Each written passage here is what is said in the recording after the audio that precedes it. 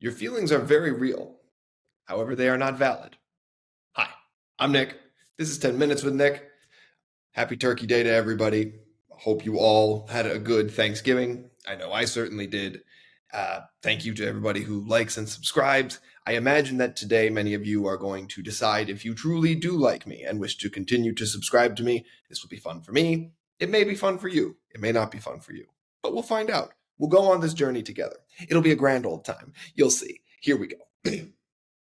I opened by saying your feelings are real, but they are not valid. I've had several podcasts before where I've talked about you need to feel your feelings, right? You need to process things that are happening no matter what. They are real. Emotions are very, very real. They hit you at random times. You may cry, you may laugh, whatever. Emotions are very real, but that does not mean they are valid. What do I mean?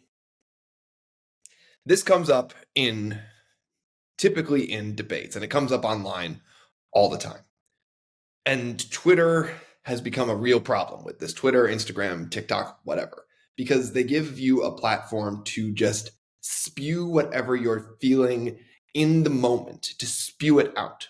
And I've said this several times. Stop processing your emotions online.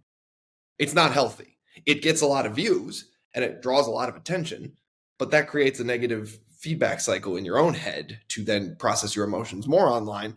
And it does not matter how many clicks you get. Just stop.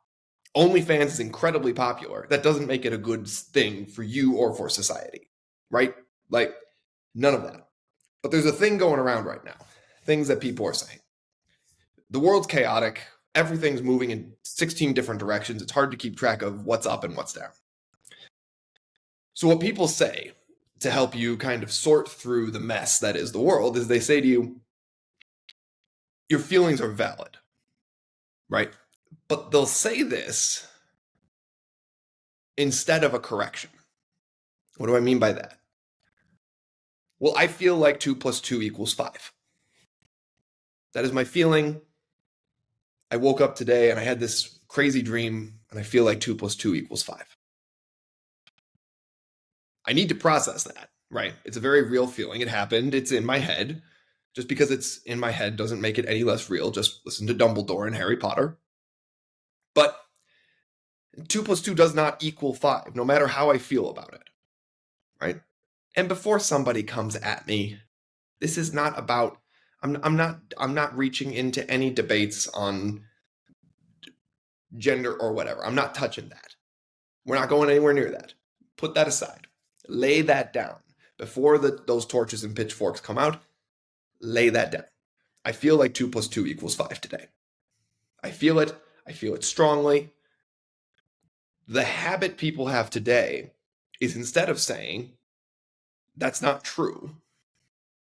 I understand that you feel that way, but it's not true. They'll say, well, that's valid. It's not. You can feel certain ways about objective facts. You're welcome to feel those ways. Those ways are very real. But that does not mean your feelings have changed the objective fact. And that's where we get mixed up a lot, right? I feel like the Supreme Court should be doing this. Okay. And I feel like I want a pony. But the Supreme Court does not do that. The Supreme Court has rules and it has different ways to behave. This came up all the time over the summer. Well, why doesn't the Supreme Court do this? I feel like they should. Yeah, but they don't. They can't. That's the world you seem to be living in is wonderful, but we don't live in that world. Well, why can't Biden just do X, Y, or Z? Because he's the president. He's not Congress, right? This is where things get mixed up with this feelings are valid debate, because instead of saying we need to understand what the facts are, we start saying, no, your feelings are valid. Instead of saying to somebody you're incorrect, we say, no, that's valid. Your feelings are valid on that subject. They're not. And this is where we start to get confused and where we start to look backwards and we start to have confusion about what actually happened and when. This is going to be touchy, so bear with me for a second. Let's take the Black Lives Matter protests that happened after George Floyd. CNN stood in front of a burning building giving a report and saying this is a mostly peaceful protest. Now, granted, I don't know what was going on in that protest. Sure. The videos we saw, which would be when you see the video, you see sort of an objective fact about a situation. Now, you don't know what led to it, you don't know what came after it, but you know what happened in that video. Okay, they set a building on fire. Not great. Like, that objectively would tell me that that is not peaceful, whatever is happening. It may be justified, it may be called for, but it's not peaceful.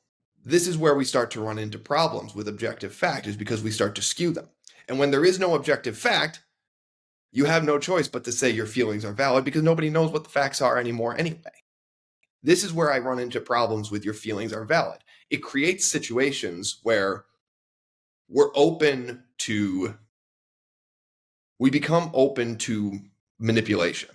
We become open to manipulation by whether it's the news media, whether it's government, whatever you want to look at. Saying and becoming the norm that feelings are valid means that we don't have anything we can anchor ourselves in to say, but this is the reality, right? You're allowed to feel some kind of way about the Supreme Court. You're allowed to feel some kind of way about anything that's going on. Those feelings are very, very real. But they are not valid in the sense that they don't change what's going on in the world. If you say, I feel like this should be behaving in this way, you also then have to recognize that the reason it's not behaving in that way is because of X, Y, and Z. Which means, granted, your feelings can lead to change of the objective fact. But they do not magically result that you live in the world that you feel. You have to actually work and change it. And even then, you're going to get to some basic things like, well, I feel like the United States should be a democracy. It's not a democracy. It's never been a democracy. It's a representative government. It's a representative republic is what they call it. But I feel like it should be a democracy. Okay, doesn't change where we are. So we can't just keep settling in and going, well, no, my feelings are valid, so please reinforce my feelings. No. The way you feel about something should be influenced by the way the situation is.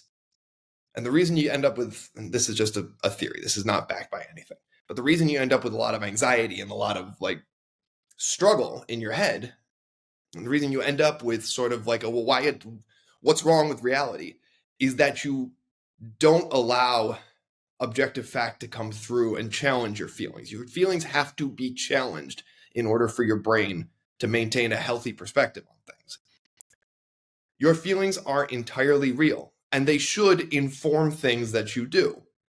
Your feelings can often lead to positive change in the world around you because you say to yourself, well, this doesn't seem fair. This doesn't feel fair to me. But if you can't articulate why something doesn't feel fair, the objective facts of the situation, then you can't change them. And at the end of the day, there are some basic things that no matter what kind of way you feel about them, they cannot be changed. 2 plus 2 is always going to equal 4. Why is it going to equal 4? Well, because you take this thing, you take this thing. You take this thing, you take this thing. You put them together. But why can't I just call that 5? You can't just call things other things, because we have a system of communication that requires us to understand what the other person is talking about. But Nick, other people speak other languages. Yeah, but those languages also have systems of communication. In English is 4. In Spanish, cuatro. In French, un, deux, trois, it's quatre. Okay? No matter how you feel about it, that is an objective fact that really isn't going to be changed based on your feelings. Recognize the fact that you feel some kind of way about it. Figure out why you feel some kind of way about it. But also look at that and realize that you can't change that. There's a saying. God, grant me, it goes on, but it comes down to, grant me the wisdom to see the things that I can't change. What it's basically saying is, give me the perspective to see the world around me for what it is, and the courage and strength to change it to what it could be.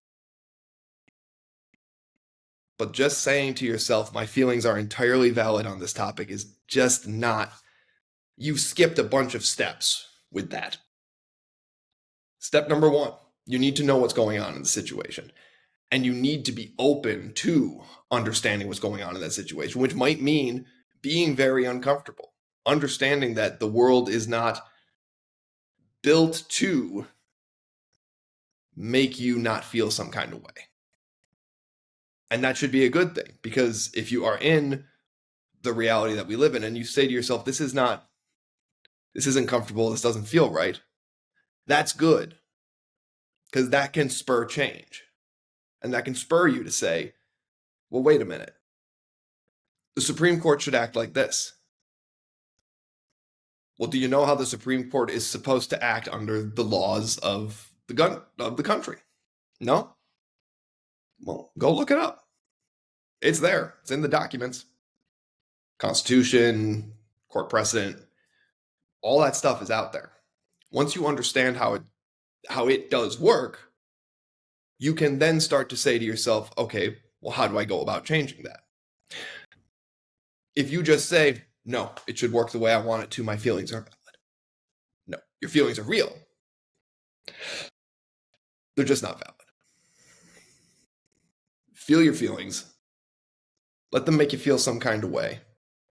Recognize what is actually true in the moment, and let your feelings influence how you can be the change you want to see in the world.